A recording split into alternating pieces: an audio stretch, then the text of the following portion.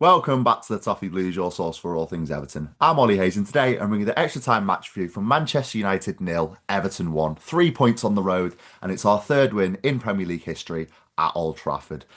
What a feeling to say that. So in today's video, I'm just going to get into all my thoughts from the game, address a few of the key moments, and yep, go from there really. But we'll start in the first half, and I think Everton started really brightly. I think those first 10 minutes we were massively on top. Iliman and Jai had a decent chance, which went pretty far over the bar. But I think early signs were that we were banged up for the game, and I think what transpired is probably the reason why we were so banged up for the game. But obviously, we have to address the elephant in the room early doors in that first half. Idrissa Gana Gueye and Michael Keane, their altercation. Listen, it was a poor pass from Idrissa Gana Gueye, but I think he probably thought that Michael Keane should have been where he wasn't, and obviously it led to a chance for Bruno Fernandes. Then what ensued after that was just a moment of madness from Idrissa Gana Gueye. Listen, it was an altercation. It was two players that were fired up. They wanted each other to be better. So for me, I can have no complaints on that sense. But for Idrissa Gana Gueye, I think an experienced player like that, he knows once you raise your hand, you leave the referee no choice. So letter of the law, I do think, you can have no complaints. Do I think it was harsh? Yes. I think it could have been dealt with a lot better by the referee. I think he jumped to a conclusion straight away and sent him off maybe far too soon because you know, Idrissa Gana Gueye actually looked more enraged after the decision was made. I think it was just a little bit of a head-to-head, a little bit of an altercation from two players that were fired up and wanted better for the team.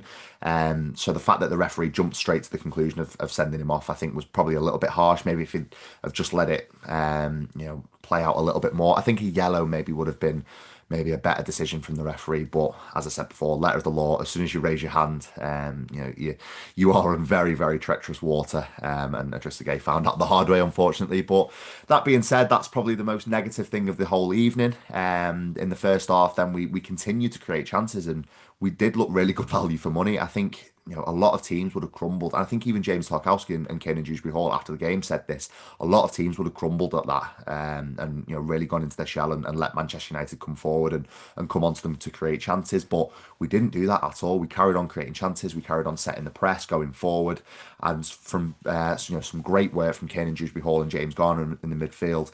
Kane and Dewsbury Hall found himself on the edge of the box and he absolutely smashed one past Senna Lamens in the Manchester United goal to put the Everton fans into absolute raptures and put Everton 1-0 up at Old Trafford in a game which really meant a lot in terms of the complexion of both teams this season. So for us to go 1-0 up, that away end went absolutely mental. The scenes were absolutely crazy. And I think a lot of Evertonians, we kind of deserve a good moment like that at Old Trafford because we've had so much peril over there over the years.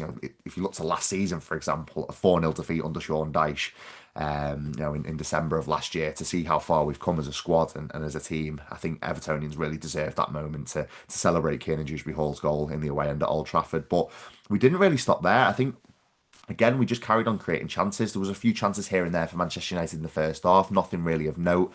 But again, I just want to commend all the players that dug in for that first half to get the goal and then to really protect what we had going into the break was fantastic. It was really commendable going in.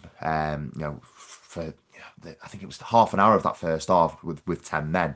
To be with 10 men, it's really tough. So especially at a place like Old Trafford, going to a big six ground. So you have to commend them going into the break. 1-0 up in that one. And at half time, I'm thinking it's going to be a tough second half. I know what's coming because you do expect Manchester United to come out a little bit more firing than what they were in the first half. So you are expecting maybe the worst and to expect that you are just going to have to defend for the entire half. And let's get into that second half now. That is kind of what transpired. I don't think Everton really had anything meaningful going forward in that second half. We did just set up to defend. But again, can you blame us? We were down to 10 men, backs to the wall.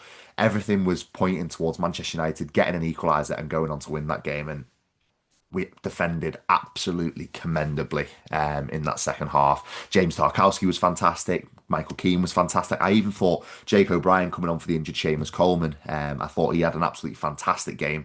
He was really solid. I think maybe the little spell out the team has done him the world of good. Vitaly Mikalenko, I thought, had a solid game. And obviously, the midfield battle was always going to be tough. We were always going to have to sit in a little bit more, being one midfielder lighter, obviously, with the Idrissa Gana Gueye going off. And I thought James Garner was absolutely tireless, and was Kane and Dewsbury Hall. They were absolutely tireless in getting around the midfield of the park. But there's one man that I haven't mentioned yet, and I have to mention him for his second half performance because we would not be where we are today as a club without this man. But also, we wouldn't have the 3 points at Old Trafford without this man. It's Jordan Pickford. For me, I would go as far as saying he is one of the league's best goalkeepers at the moment. I think he has been one of the league's best goalkeepers for so long, but he doesn't get the recognition he deserves because he's wearing the blue of Everton. That is my take, and a lot of people will disagree. A lot of people will say Alisson, Donnarumma, but I think he is in the conversation with those goalkeepers. I think he's an absolutely fantastic goalkeeper, and he really needs to get the credit he deserves because he's been so consistent for so long for Everton. He's been so consistent for England for so long, and he's never let the country down. He's never let his club down, really.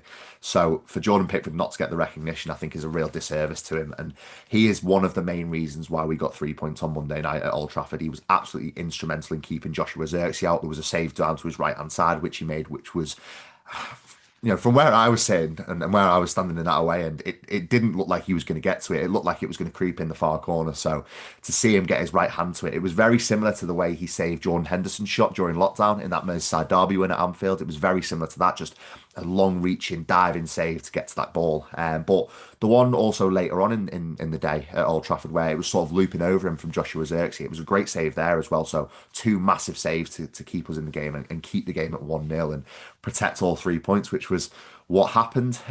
So yeah, coming away from Old Trafford with 3 points, the third time in Premier League history, as I said at the top of this video.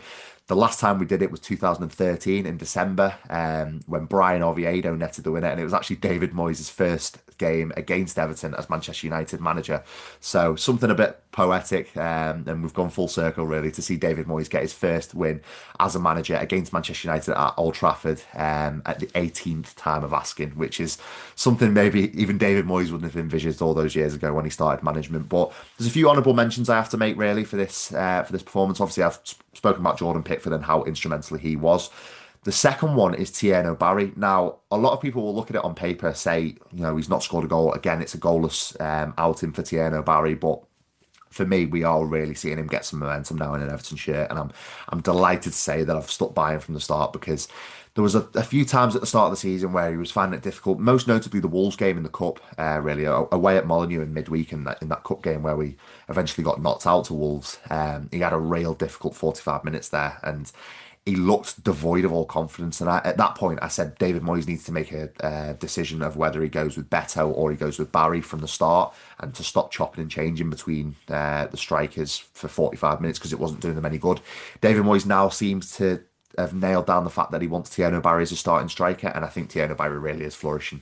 I think in the Fulham game he was absolutely instrumental. He was really good with his link-up play, so unlucky not to get on the score sheet. And obviously it's a different kind of challenge when you go into Old Trafford where sometimes that you have to bed in a little bit more, you have to sort of puff your chest out and sort of get stuck in a little bit more against Manchester United because chances are going to be few and far between. And that's maybe what he found out on Monday night, that he wasn't going to maybe get too many chances. But if he put himself about and really tried to work hard with link-up play, then he was going to get more more benefit from doing that than maybe sitting in the 6-yard box. And I think he did absolutely fantastically on Monday night against Manchester United.